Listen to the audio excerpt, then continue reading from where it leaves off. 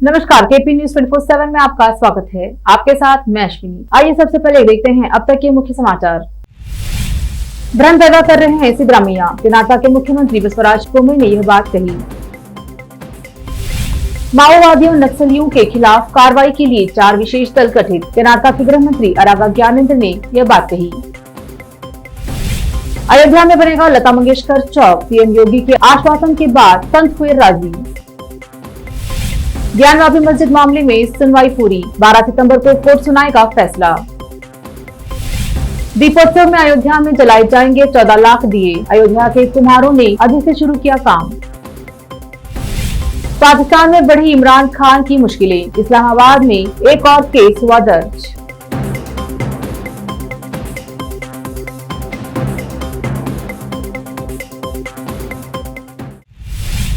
अब समाचार विस्तार से। बीदर के वार्ड नंबर 32 के काउंसलर मोहम्मद नवाज खान अपने वार्ड के लोगों की समस्याओं के समाधान के लिए हमेशा तैयार रहते हैं और अपने वार्ड में जो भी समस्या होती है उन्हें जल्द हल करवाते हैं। हाल ही में मोहम्मद नवाज खान अपने वार्ड के निवासियों से समस्याओं से अवगत होते ही तुरंत सीएमसी कर्मचारियों को स्ट्रीट पोल एलईडी लाइट की मरम्मत के लिए भेजा और मरम्मत करवाई। टीपू सुल्तान कॉलोनी के लोगों ने मोहम्मद नवाज खान को उनके इस काम की प्रशंसा करते हुए उनका धन्यवाद किया। केपी न्यूज के संवाददाता खुसरो अहमद की रिपोर्ट।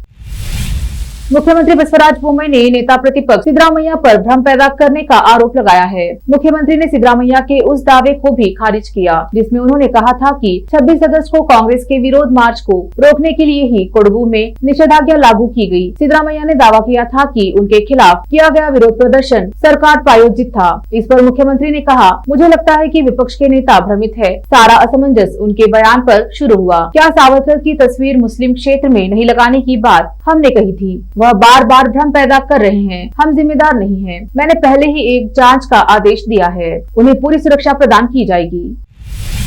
गृह मंत्री अरागा ज्ञानेंद्र ने कहा कि सरकार ने माओवादियों और नक्सलियों के खिलाफ कार्रवाई करने के लिए 3 जिलों में 4 विशेष दल गठित किए हैं। उन्होंने मंगलवार केजीएफ में जिला पुलिस अधीक्षक कार्यालय, जिला शस्त्र आरक्षी बल और केनाल क्लब भवन का उद्घाटन करते हुए कहा कि केंद्र सरकार के निर्देश पर सरकार ने प्रदेश के चामराजनगर, मैसूर और कोडगू जिले में 4 विशेष दल गठित किए हैं। यह 4 दल मलनाड और तटीय जिलों में भी नक्सली गतिविधियों पर नजर रखेंगे। गत वर्ष सभी राज्यों के पुलिस महानिदेशकों के साथ गृह मंत्रालय ने एक उच्च स्तरीय बैठक कर माओवादी और नक्सल गतिविधियों पर अंकुश लगाने के लिए विशेष दलों को गठित करने पर सहमति जताई थी। उन्होंने कहा कि कोडगू जिले के विराजपेट तहसील के कुट्टा, मडिकेरी तहसील के करीके, मैसूर जिले एचडी कोटे तहसील के बलीबवाली और चामराजनगर जिले गुंडलपेट के मुलेहोले में इन 4 विशेष दलों के केंद्र होंगे।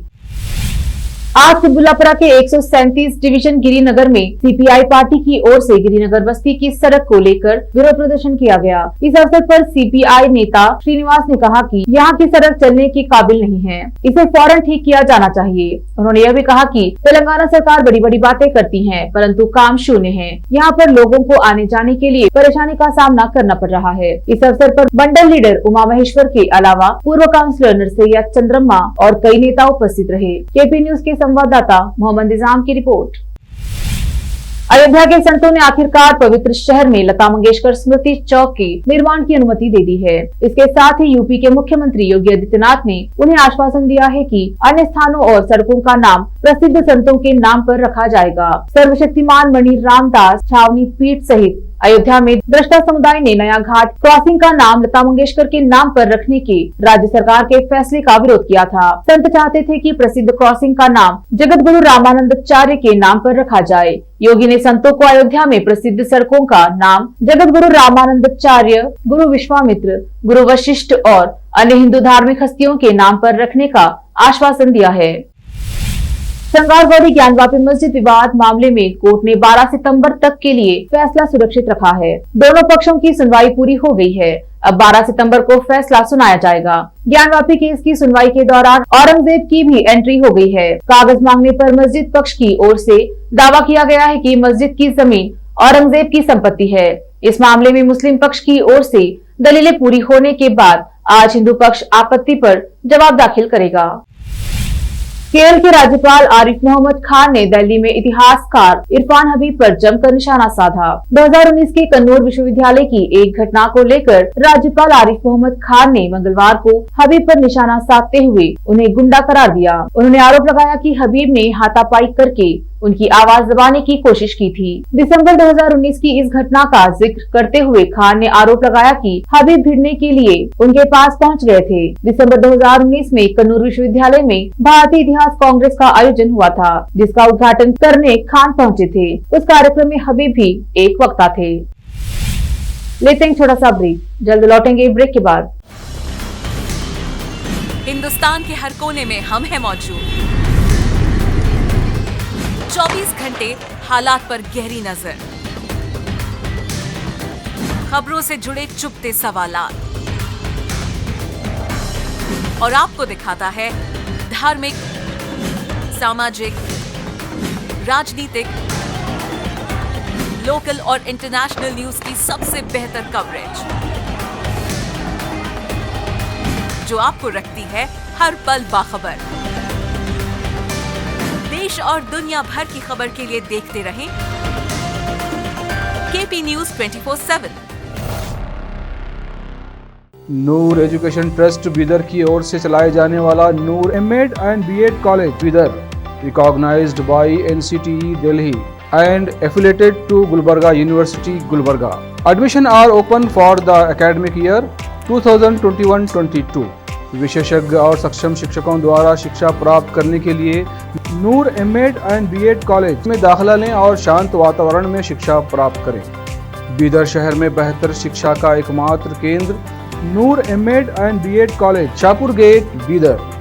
Phone numbers 9945283920, 8482221297। जब अपने सपनों का नया घर बन जाए तो उसे सजाने के लिए जहां घर की दूसरी सामग्रियों की जरूरत होती है, वही घर का मुख्य पात्र होते हैं द्वार, खिड़कियां, अलमारी। अपने सपनों के महल के लिए सुंदर बने बनाए द्वार के लिए बीदर नगर में एकमात्र दुकान है Surya plywoods and glass centre, जहां पर हर रंग, हर डिजाइन और हर प्रकार के और विभिन्न एजेंसियों के प्लाईवुड्स के दरवाजे, किचन और टॉयलेट्स में उपयोग होने वाली सामग्री और दूसरी चीजें मिलती हैं। घर बनाने में उपयोग की जाने वाली सभी चीजों को खरीदने के लिए आज ही चले आइए आपके अपने शहर बीदर का आपका अपना shop Surya plywoods and glass centre, Parvati complex, BVB college road, Bidar. अधिक जानकारी के लिए शॉप के मालिक लालजी पटेल से इस नंबर पर संपर्क करें 09844090653। आपको अपने घर, ऑफिस और दुकान की दीवारों और छत को चमकदार और सुंदर बनाने के लिए अच्छे और बेहतर घर के साथ साथ आंखों को सुकून देने वाले कलर्स की जरूरत होती है, जिसके बिना घर, दुकान और ऑफिस अधूरे और बेजान लगते हैं। अपने घर, दुकान और ऑफिस को बेहतर कलर से चमकाने के लिए बीदर में आपको कहीं और जाने की जरूरत नहीं।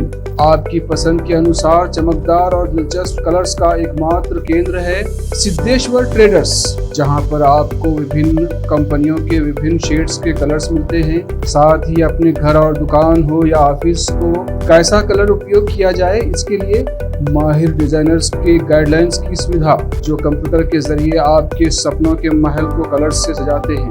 अपने सपनों को साकार करने और अपने पसंद के कलर्स के लिए आज ही चले आइए।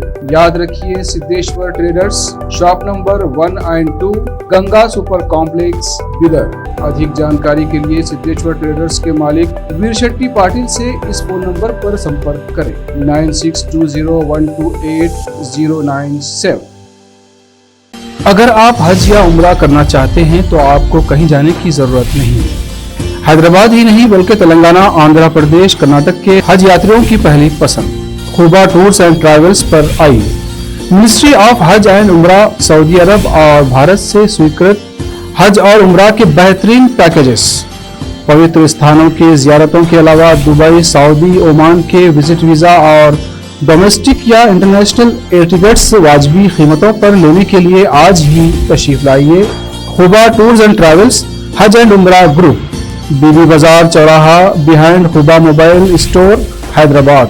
फोन नंबर्स 04024565786 9700786786 या फिर 9866768786 पर संपर्क करें।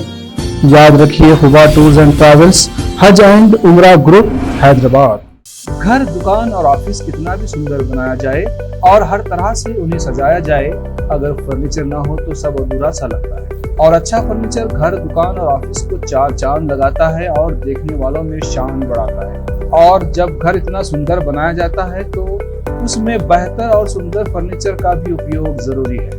अपने घर, दुकान, ऑफिस के लिए अच्छा और सुंदर और पायदार फर्नीचर और दूसरी चीजों का बीदर शहर में एकमात्र केंद्र है Nikita industries and Nikita furniture showroom, जहां पर एक ही छत के नीचे विभिन्न डिजाइन और विभिन्न रंगों और विभिन्न कंपनियों के पलंग, अलमारी, सोफा सेट, डाइनिंग टेबल, सिंगारदान, ऑफिस काउंटर्स, विभिन्न कलर्स और डिजाइन की कुर्सियां, बहुउपयोगी चौकियां और दूसरी चीजें उपलब्ध हैं। घर, ऑफिस और दुकान बनकर तैयार है और वहां के लिए फर्नीचर का सोच रहे हैं तो देर किस बात की, तुरंत चले आइए।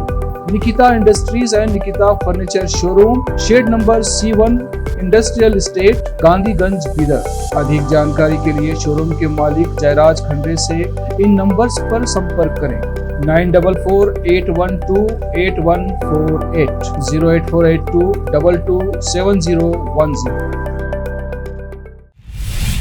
ब्रेक के बाद स्वागत है आपका। देखते हैं अन्य समाचार। कांग्रेस का नया अध्यक्ष कौन होगा, इसे लेकर पार्टी में बैठकों और मंथन का दौर चल रहा है। कांग्रेस के पूर्व अध्यक्ष राहुल गांधी दोबारा इस पद को संभालने में बिल्कुल भी दिलचस्प नहीं दिख रहे हैं। सोनिया गांधी की कई बार कोशिश के बाद भी राहुल अपनी बात पर अड़े हैं। मीडिया रिपोर्ट्स के अनुसार ऐसी परिस्थिति में सोनिया गांधी सीनियर नेता राजस्थान के CM अशोक गहलोत को पार्टी की कमान सौंपना चाहती हैं। लेकिन रिपोर्ट्स की माने तो अशोक गहलोत ने कांग्रेस अध्यक्ष पद संभालने से मना कर दिया है। गहलोत समेत कई कांग्रेस नेताओं ने सोनिया गांधी को दिया तर्क कि गांधी परिवार के अलावा और कोई पार्टी को बांध के नहीं रख सकता, पार्टी बिखर जाएगी। सूत्रों के मुताबिक पार्टी के बड़े नेताओं ने सोनिया गांधी को ये सलाह दी है कि अगर राहुल गांधी नहीं माने तो सोनिया गांधी ही 2024 तक कांग्रेस की अध्यक्ष बनी रहें या फिर प्रियंका गांधी को पार्टी की कमान दी जा सकती है। गहलोत के अलावा मुकुल वासनिक, वेणुगोपाल, शैलजा, मल्लिकार्जुन खड़गे, भूपेश बघेल चर्चे में बने हैं। इस बीच सोनिया गांधी अपने रूटीन चेकअप के लिए राहुल गांधी और प्रियंका गांधी के साथ विदेश जा रही हैं। ऐसे में अध्यक्ष पद का मामला लटक गया है।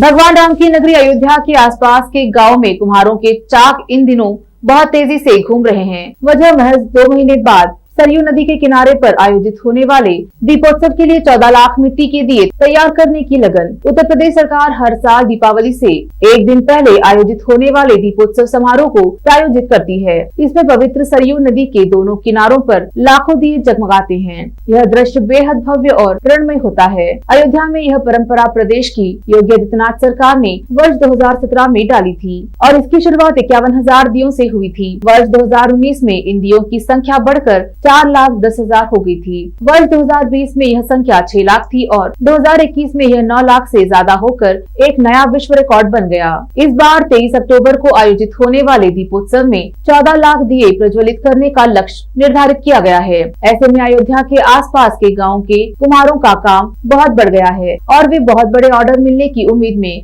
दिन रात चाक घुमा रहे हैं। जयसिंहपुर गांव के राजू भी इन्हीं में शामिल हैं। राजू ने पिछले साल सिर्फ 15 से 20 दिन पहले ही मिले 21,000 दियों की ऑर्डर को सफलतापूर्वक पूरा किया था।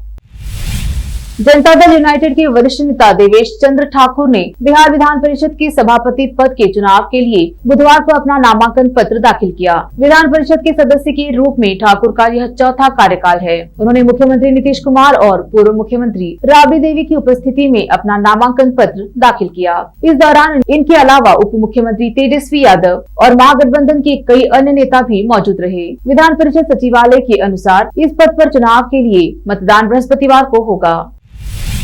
सीबीआई और प्रवर्तन निदेशालय की रेड पर बिहार के उप मुख्यमंत्री तेजस्वी यादव ने भारतीय जनता पार्टी पर निशाना साधा है। उन्होंने बुधवार को विधानसभा में कहा कि इनकम टैक्स, ईडी और सीबीआई बीजेपी की जमाई है। हम सीबीआई की रेड से डरने वाले नहीं हैं।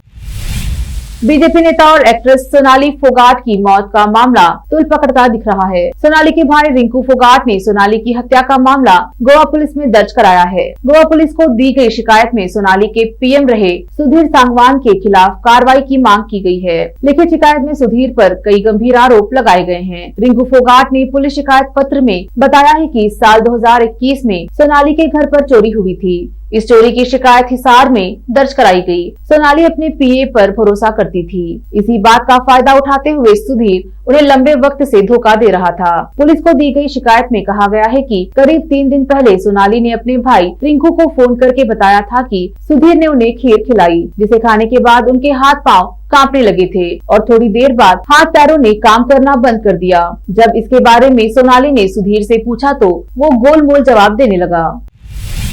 पाकिस्तान के पूर्व प्रधानमंत्री इमरान खान और उनकी पार्टी पाकिस्तान तहरीक-ए-इंसाफ के शीर्ष नेताओं के खिलाफ इस्लामाबाद में सार्वजनिक कार्यक्रमों के आयोजन पर लगे प्रतिबंध का उल्लंघन करने के लिए एक मामला दर्ज किया गया है। खान ने 20 अगस्त को यहां एक विरोध सभा को संबोधित किया था। पुलिस ने पार्टी नेतृत्व को धारा 144 का उल्लंघन करने के लिए जिम्मेदार ठहराते हुए सोमवार को इस्लामाबाद के आपाड़ा थाने में मामला दर्ज किया। प्राथमिकी में 69 तरफी खान के अलावा पाकिस्तान तहरीक-ए-इंसाफ के कई नेताओं को नामजद किया गया। इससे पहले इस्लामाबाद उच्च न्यायालय ने यहाँ एक रैली के दौरान एक महिला न्यायाधीश के बारे में विवादित टिप्पणी करने के मामले में पूर्व प्रधानमंत्री खान की अवमानना कार्यवाही शुरू करने का निर्णय लिया था। आखिर में फिर एक बार देखते हैं मुख्य समाचार। भ्रम पैदा कर रहे हैं सिद्धरामैया, कर्नाटक के मुख्यमंत्री बसवराज बोम्मई ने यह बात कही। माओवादियों नक्सलियों के खिलाफ कार्रवाई के लिए 4 विशेष दल गठित, कर्नाटक के गृह मंत्री अरागा ज्ञानेंद्र ने यह बात कही। अयोध्या में बनेगा लता मंगेशकर चौक, सीएम योगी के आश्वासन के बाद संत हुए राजी। ज्ञानवापी मस्जिद मामले में सुनवाई पूरी, 12 सितंबर को कोर्ट सुनाएगा फैसला। दीपोत्सव में अयोध्या में जलाए जाएंगे 14 लाख दिए, अयोध्या के कुम्हारों ने अभी से शुरू किया काम। पाकिस्तान में बढ़ी इमरान खान की मुश्किलें, इस्लामाबाद में एक और केस हुआ दर्ज।